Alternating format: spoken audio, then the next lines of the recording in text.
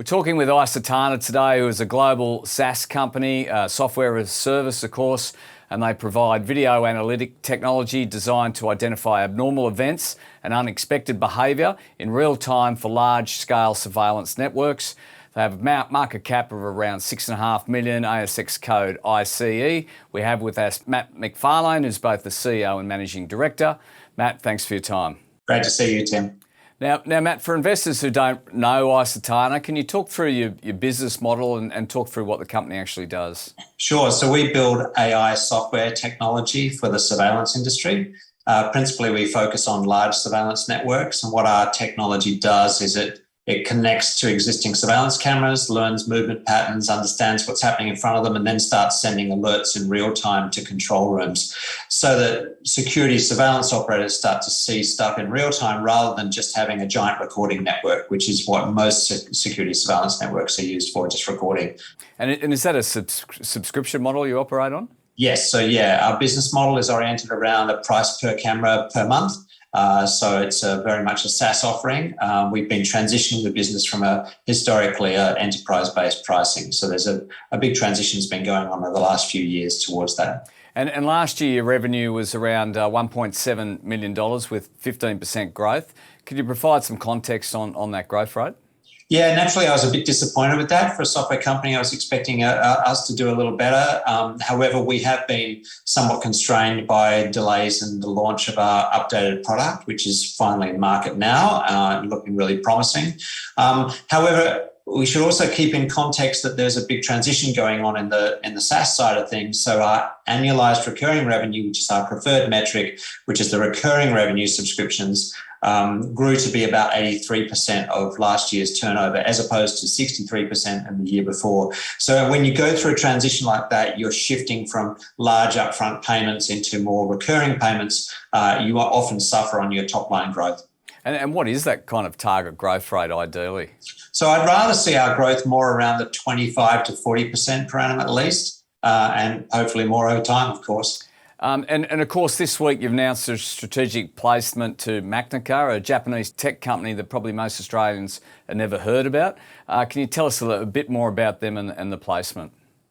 Sure. So Macnica is actually a $1.8 billion market cap company. It's based out of Tokyo. It's been around for a long time, and they specialize in very technical capabilities for solutions for large corporate customers. They've got a lot of PhD style technical people within their organization. They distribute products like NVIDIA's graphics cards, and they build bespoke solutions for a large number of customers around the world. They've got actually global distribution capability, which really excites us. So a very substantial presence outside of their home market in Japan, within South Korea, Taiwan, Brazil, and increasingly in Europe.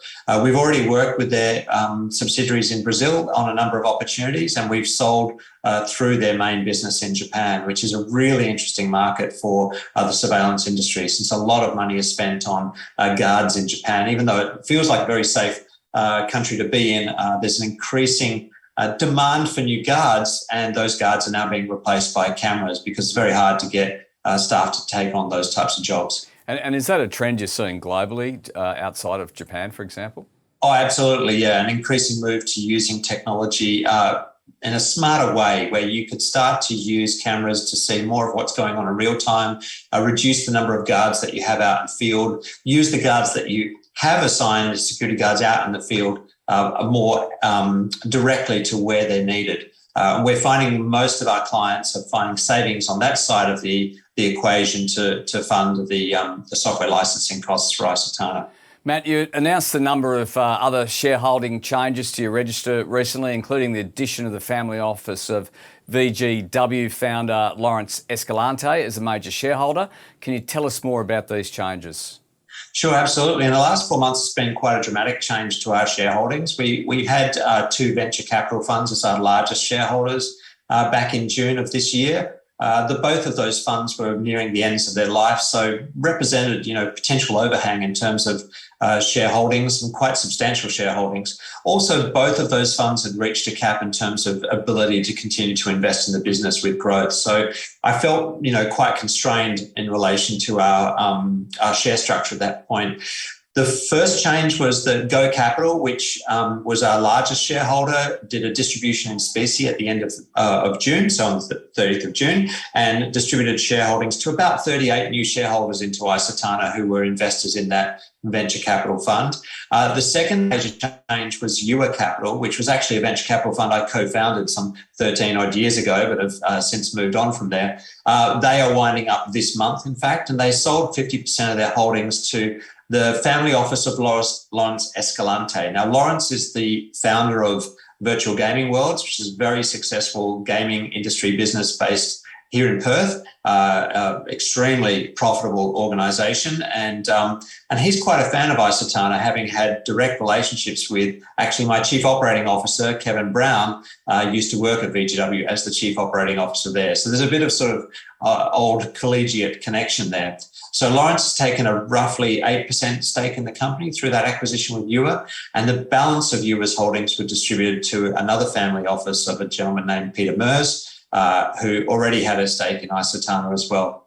So combining those two together with the new placement to Macnica, we've had a really big sort of tectonic really shift in our largest shareholders, and I'm pretty excited about it because now I've got family offices or corporate investors representing some 40+% of the business, people who are interested to invest more in the company as we grow, are no longer constrained by being at the end of their fund.